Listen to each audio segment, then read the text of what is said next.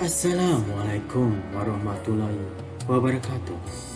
Marilah kita bersyukur kepada Allah Subhanahu wa Ta'ala dengan mengucapkan Alhamdulillahirabbil alamin. Berselawat kepada Nabi Muhammad sallallahu alaihi wasallam. Allahumma shalli ala sayyidina Muhammad wa ala ali sayyidina Muhammad. Semoga kalian semuanya dilindungi oleh Allah Subhanahu wa Ta'ala. Adapun kisah-kisah Asmaul Husna adalah sebagai berikut.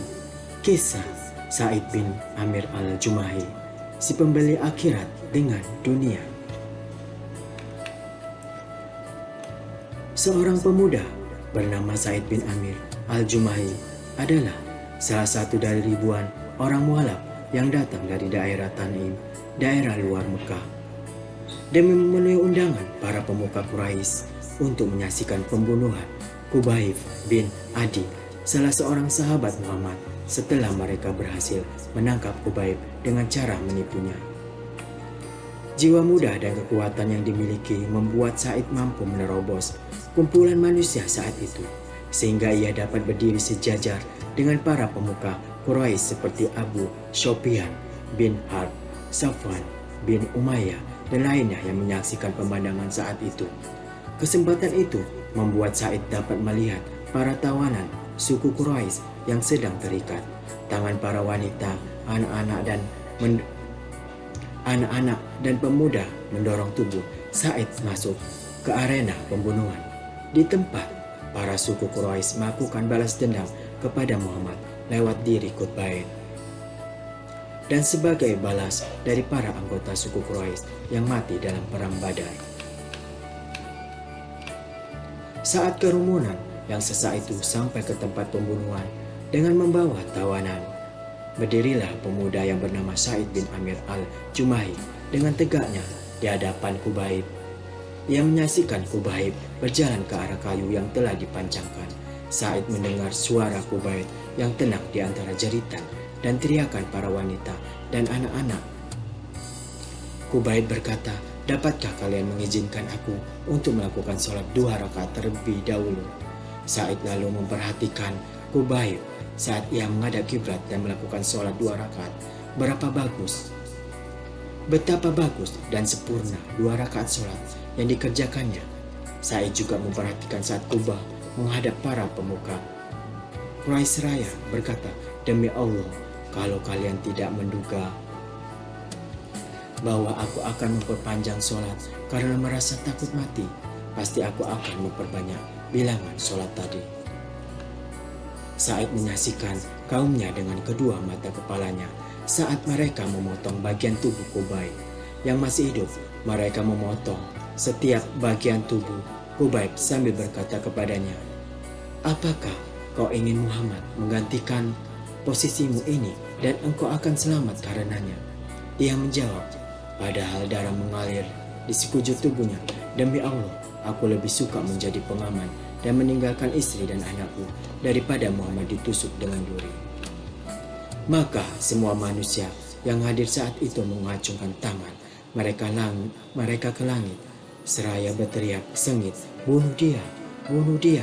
Lalu Sa'id bin Amir menyaksikan dengan mata kepalanya sendiri bahwa Qubayb mengangkat pandangannya ke langit dari atas tiang kayu seraya berdoa, "Allahumma asihim adadan waktulhum badadan wala tukhadir minhum ahadan."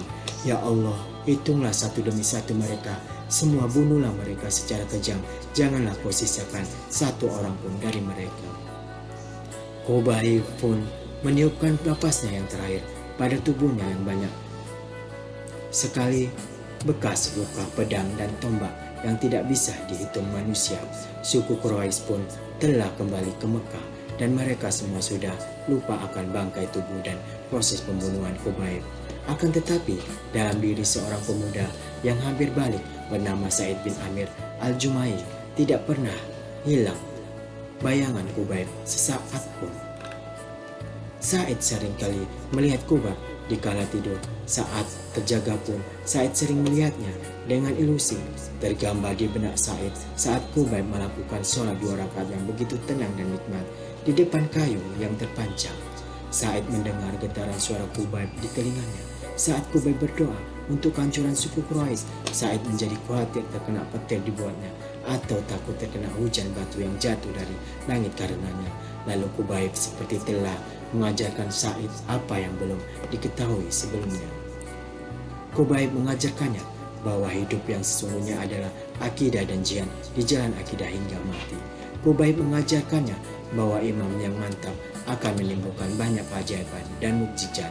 Qubayb juga mengajarkannya hal ini, yaitu bahwa pria yang dicintai oleh para sahabatnya dengan cinta seperti ini tiada lain adalah seorang nabi yang didukung oleh langit. Pada saat itu pula Allah Subhanahu wa Ta'ala melapangkan dada Sa'id bin Amir untuk memeluk Islam. Maka ia berjalan menghampiri kerumunan manusia dan mengumumkan keterlepasan dirinya dari perbuatan dosa yang telah dilakukan suku Quraisy, dan ia berikrar akan meninggalkan segala berhala yang pernah disembahnya, dan ia mengumumkan bahwa ia telah masuk Islam. Sa'id turut ikut berhijrah ke Madinah, dan ia senantiasa mendampingi Rasulullah SAW. Ia pun turut dalam perang Khaybar dan perang-perang lain setelah itu. Setelah Nabi SAW kembali ke haribaan Tuhannya, Sa'id menjadi pedang terhunus bagi khalifah pengganti Rasul, yaitu Abu Bakar dan Umar, dan ia menjadi satu-satunya contoh bagi orang yang beriman yang berniat membeli kehidupan akhirat dengan dunianya. Ia rela mendahulukan Allah dan pahala yang akan diberikan daripada semua keinginan nafsu syahwat badan. Kedua kali para Rasulullah SAW mengetahui dengan baik kebenaran dan ketakwaan yang dimiliki oleh Sa'id. Mereka berdua sering mendengarkan dengan serius setiap nasihat dan ucapan Sa'id. Sa'id mendatangi Umar saat Umar baru menjadi khalifah. Sa'id berkata kepadanya, "Ya Umar, aku berwasiat kepadamu agar engkau takut kepada Allah dalam urusan manusia, dan janganlah engkau takut kepada manusia dalam urusan Allah. Ucapanmu jangan pernah menyalahi perbuatanmu, sebab ucapan yang terbaik adalah yang dibenarkan oleh perbuatan.